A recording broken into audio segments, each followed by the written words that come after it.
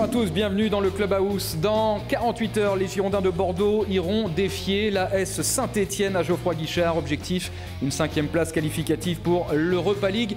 Émission consacrée aujourd'hui au point presse qui s'est tenu sur la plaine des sports du Haillan. Dans quelques instants, vous entendrez Francis Gillot, Henri Cévé et Ludovico Bragnac évoquer les enjeux de cette confrontation. Et puis un reportage à Primrose où le tournoi de tennis a débuté le week-end dernier. On retrouvera notamment du côté de Codéran Mathieu Chalmé. C'est dans le plus grand secret que Francis Gillot a préparé son équipe cette semaine avec notamment 2 entraînements à huis clos. Vous le savez, les Girondins ont la maîtrise de leur destin. S'ils s'imposent dimanche, les Marinés Blancs retrouvent les joutes européennes. Des Bordelais 3e des phases retour, une dynamique qui plaide pour eux. La confrontation entre les deux clubs cette saison, un peu moins. Je vous propose d'écouter tout de suite Francis Gillot, Ludovico Bragnac et Henri Cévé évoquer l'importance de ce rendez-vous. Francis, 6e victoire. Impérative. C'est le prix à payer pour être en Europe l'année prochaine, 6e, ouais. Ce serait un exploit parce que ça ne nous est pas arrivé cette année d'avoir plus de 3 victoires, donc doubler tout ça, ça serait sympa, ce serait super, ouais. Est-ce qu'on prépare ce match comme une finale? C'est ce qui revient souvent dans la bouche des joueurs.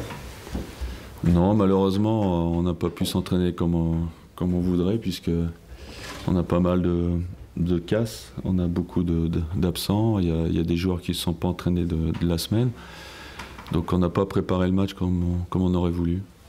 Il y a Benoît Trémolinas, Marc Planus qui sont blessés, donc ils n'ont pas encore fait de séance, à part ce matin, mais c'était très moyen. Donc on est plutôt en attente de savoir qui va jouer et qui ne va pas jouer. Ce sont des coups? Non, ce sont des problèmes musculaires. Ouais. Donc tout ça ajouté aux suspensions d'Enrique, Maurice Belay, plus Jussier qui est sûr de ne pas être là, donc ça fait beaucoup. Mais bon, après, on sera 11 quand même, hein, vous inquiétez pas. Hein. Ça vous inquiète un peu? Un petit peu, oui. Est-ce que le fait qu'aujourd'hui vous êtes non plus dans la position du chasseur, mais dans celui du chassé, donc du tenant, est-ce que ça change le match, en tout cas la perception psychologique que vous pouvez avoir? Non, de toute façon, il faut une victoire pour tout le monde. Pour Rennes, pour Saint-Étienne, pour nous. À part que nous, on est à l'extérieur et que Rennes et Saint-Étienne jouent à domicile, donc c'est quand même plus facile pour eux de gagner que pour nous. Maintenant, on a vu aussi que pendant la saison qu'on était capable de gagner des matchs à l'extérieur. On en a gagné 6. On a fait des matchs nuls à Paris où on aurait pu gagner aussi. Donc quand les gros, on est capable de gagner à l'extérieur. On a gagné à Lille.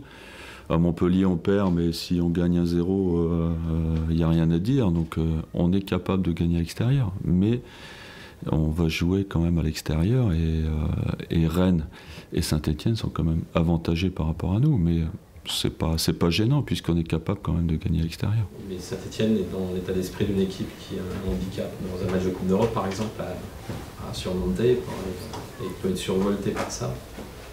Nous aussi, mais après c'est une question de public, ça va pousser. Nous aussi, on a quand même l'objectif d'aller en Europe, donc l'envie est normalement la même que Saint-Étienne, à part qu'ils jouent à domicile.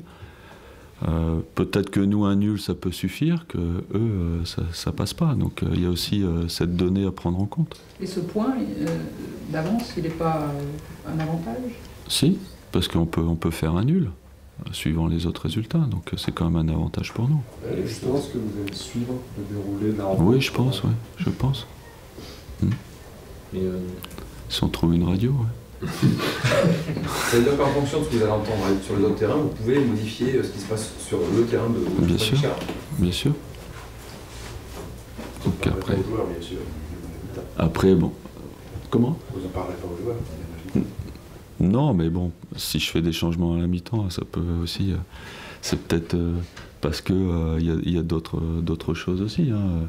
Il n'y a pas que ça. Après, c'est la performance du joueur aussi. Après, une équipe, si Rennes gagne 1-0, ça ne veut pas dire qu'ils ne vont pas se faire égaliser. Donc, s'il y a 2 ou 3 ou 4-0, ok, on peut changer nos batteries. Mais s'il y a 1-0, il faut réfléchir à tout ça. Et le problème, c'est qu'on ne sait jamais d'avance comment ça va se passer.